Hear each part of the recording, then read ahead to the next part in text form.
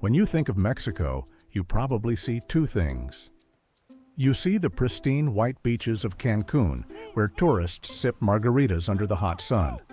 Or you see the chaos, the violence, the grainy news footage of men in tactical gear burning trucks that looks like a war zone in the Middle East. Both of these images are wrong. What is happening south of the U.S. border is not chaos, and it is certainly not a simple crime wave. It is business. The most profitable, ruthless, and efficiently managed business on the planet. Forget the word cartel.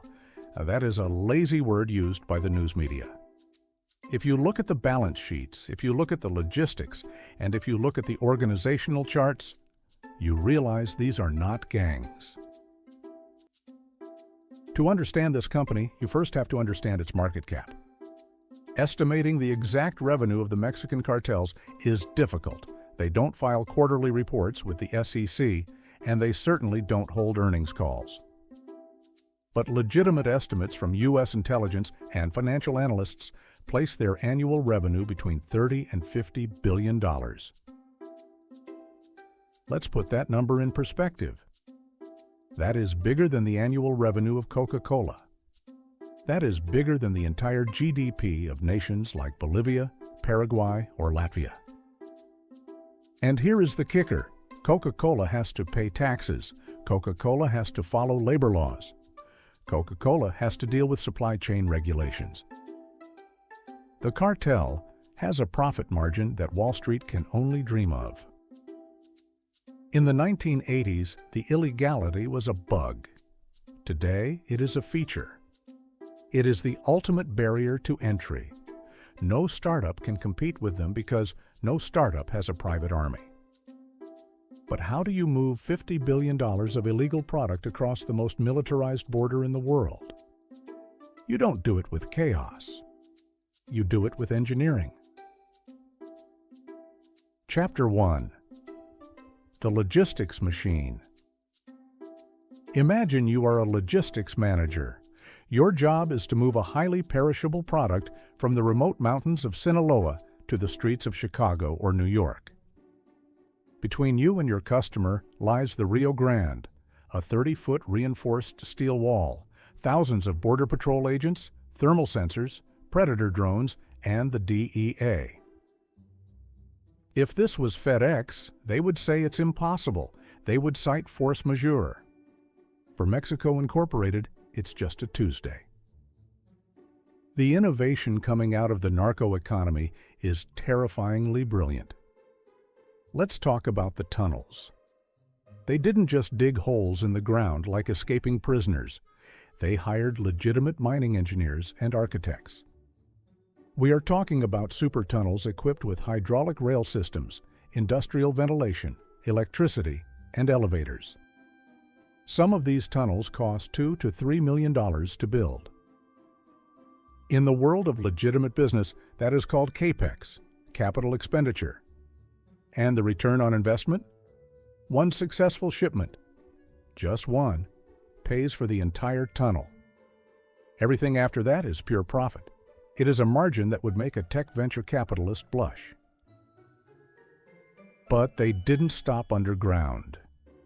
They went underwater. In the jungles of Colombia and Mexico, engineers build narco-subs. These are semi-submersible vessels made of fiberglass that float just below the water's surface to evade radar detection. These aren't rowboats. These are million-dollar vessels carrying tons of cocaine per trip. And here is the crazy part. They are single-use logistics assets. They sail once, deliver the payload in the middle of the ocean to a fishing boat, and are scuttled, sunk to the bottom of the sea. It is disposable shipping on an industrial scale. Imagine if Maersk or UPS sank their trucks after every delivery. That is the level of cash flow we are dealing with. And now they are looking at the sky. Cartels are essentially pioneering the use of drone delivery.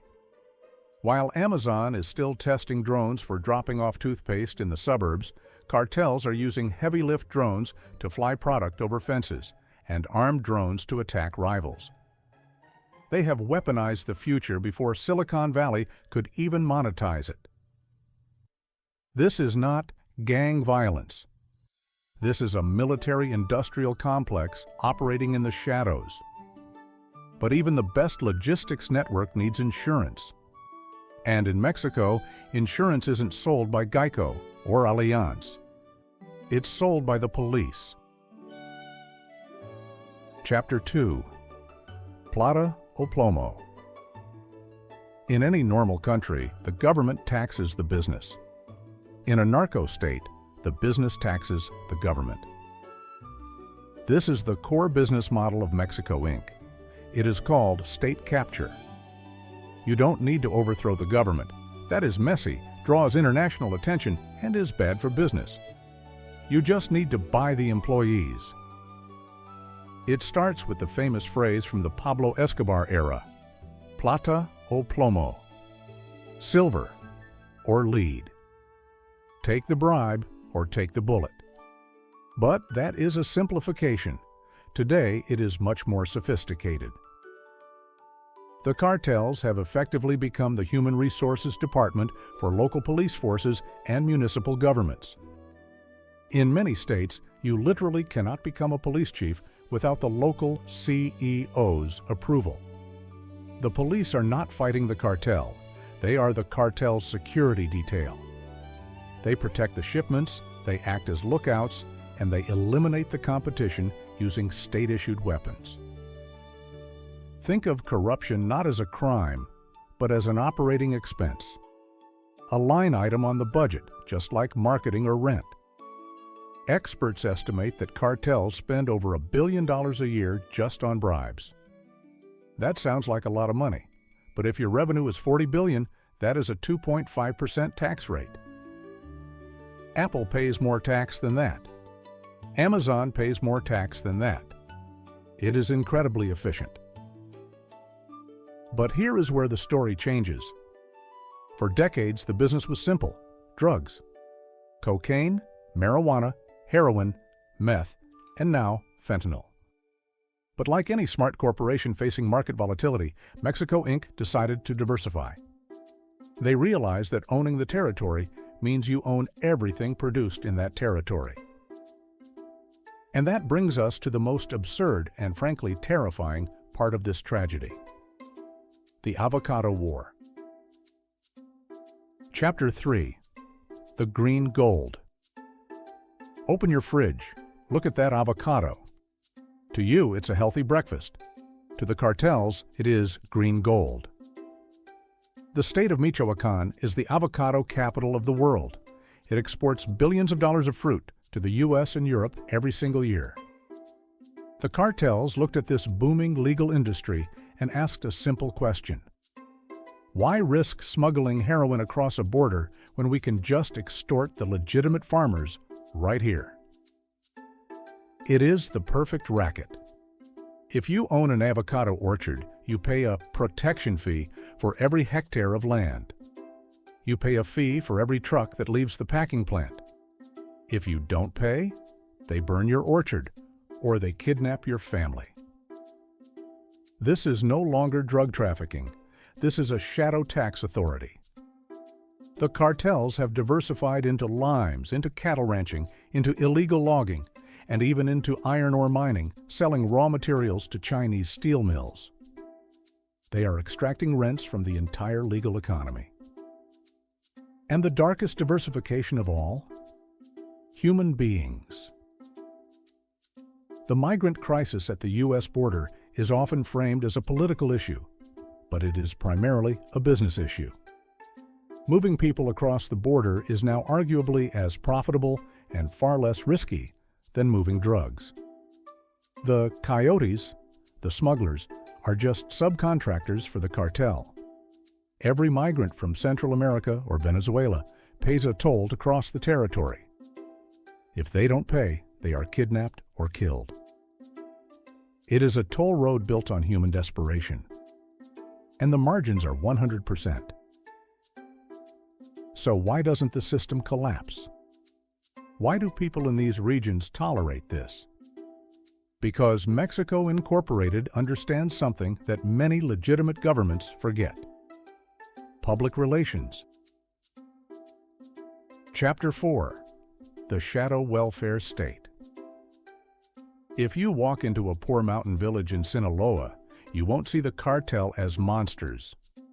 You will see them as providers.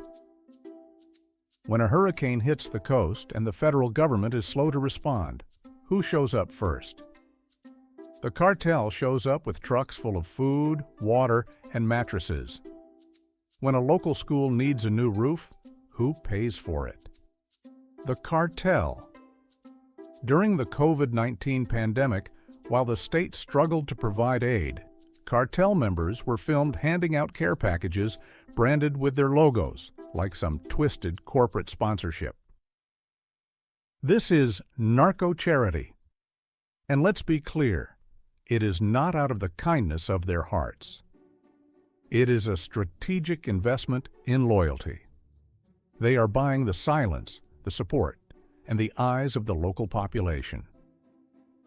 They offer jobs in places where there are no jobs. To a young man with no education and no future, the cartel offers a salary, a truck, a uniform, and a sense of power.